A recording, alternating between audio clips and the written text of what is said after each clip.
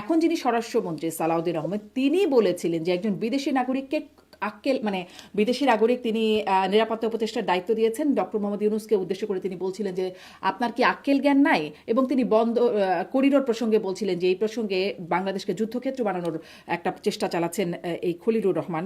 এখন তিনি চলে গেলেন, মানে এই সরকারের নিশ্চয়ই আক্কেল জ্ঞানহীন সরকার না। তাহলে আসলে কি হলো বাস্তবতা, কেন অন্তর্বর্তী সরকার থেকে এই ট্রানজিশন ডক্টর খলিলুর রহমানের হলো? উনি বাংলাদেশের নাগরিক, উনি কোনো বিদেশি নাগরিক না। জি। এটা আমরা আমি আপনাকে জেনে শুনেই বলছি। যখন ধরেন বাইরে যান ডক্টর খলিলুর রহমান, যেমন ভারতে গেলেন, আমরা জানলাম কাতারে গেলেন, সেখানে কি যে হলো বৈঠকে, কি যে কথা হলো সেটা আমরা জানলাম না। আমরা জানলাম গুরুত্বপূর্ণ বিষয়ে আলোচনা হয়েছে। কিভাবে আমরা বুঝবো যে আসলে বিএনপির স্বার্থে কাজ করেছিল কিনা, নাকি অন্তর্বর্তী সরকারের কারণে, নাকি তার না, উনি ব্যক্তিগত কারণে? কাতার বা ইন্ডিয়া বা এগুলোতে বিএনপির স্বার্থে প্রশ্নটা আসে কেন? ন্যাশনাল সিকিউরিটি ইস্যুতে উনি ওইখানে গিয়েছেন।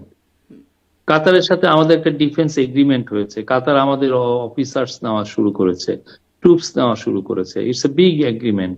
কাতার আমাদেরকে এইখানে তাদের ডিফেন্স ইকুইপমেন্টের ফ্যাক্টরি করার কথা বলেছে। ওদের সাথে আমাদের খুব বহুবিধ অনেক মাল্টি চ্যানেলে আমাদের ওদের সাথে কথাবার্তা হয়।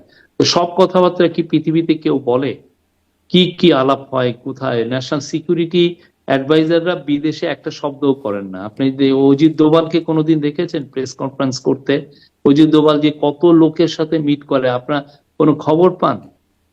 এগুলো মানে আমি জানি না, বাংলাদেশের সাংবাদিকরা মনে করেন যে কেউ একটা পাবলিক অফিস হোল্ড করলেই তাকে সবার জনসম্মুখে এসে সে কি করছেন সেগুলো বলতে হবে। সরি, এই ন্যাশনাল সিকিউরিটি অ্যাডভাইজারের রোলটা এরকম না, কিন্তু এটা কোনো সেই দেশেই রোলটা না। সম্পর্কে কেউই আমি তো আপনাকে জানে না। একটা উদাহরণ দেই, আমি একটা আপনাকে উদাহরণ, জোনাথন পাওয়েল যিনি ইউকের ন্যাশনাল সিকিউরিটি অ্যাডভাইজার, উনি ওনার সাথে আমাদের ন্যাশনাল সিকিউরিটি অ্যাডভাইজার এবং আমাদের চিফ অ্যাডভাইজার সাথে এসে দেখা করলেন।